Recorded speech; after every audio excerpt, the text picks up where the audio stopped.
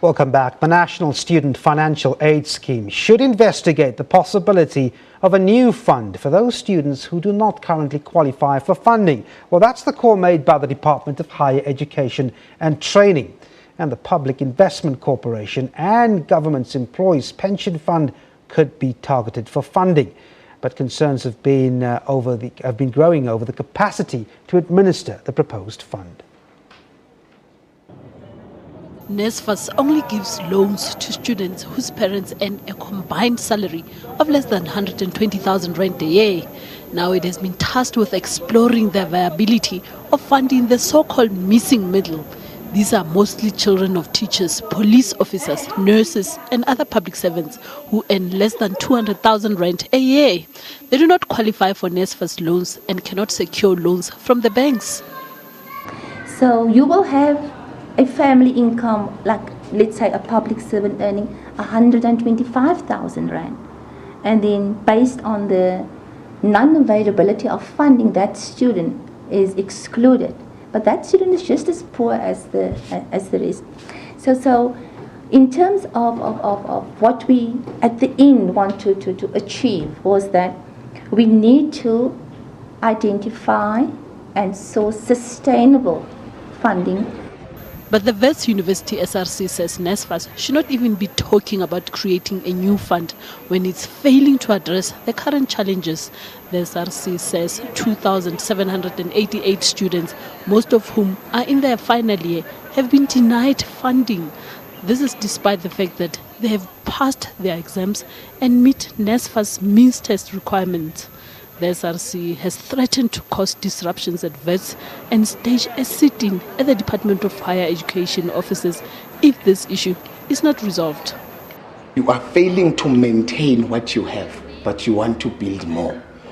We appreciate that the government wants to build another universities, but they are failing to maintain the universities that we have. That's the same problem with NSFAS. They keep coming with ideas instead of perfecting the ideas which are there.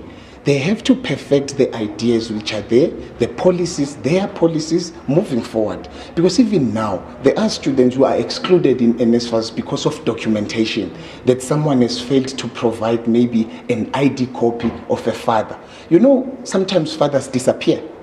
If the father is fighting the mother, they won't give you the copy, but you have been submitting the copy maybe for the past 3 years.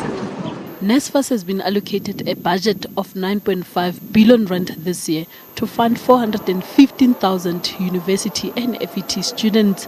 NSFAS says this budget is not enough to deal with the high demand for funding. It needs 56 billion rand in the next 3 years to function efficiently. In terms of funding constraints, we can indicate there is a definite shortage. But in terms of whether the business model is failing, I cannot agree with you.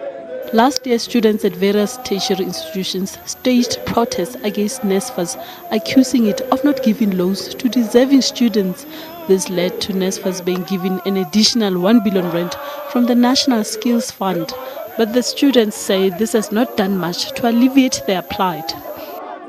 We are asking that the minister must declare NSFAS as a crisis, engage with vets. If the minister says there is no money, we are saying, but it doesn't mean there won't be money for the whole year. Maybe the minister will get money in the next budget in April, but the students will be home by then.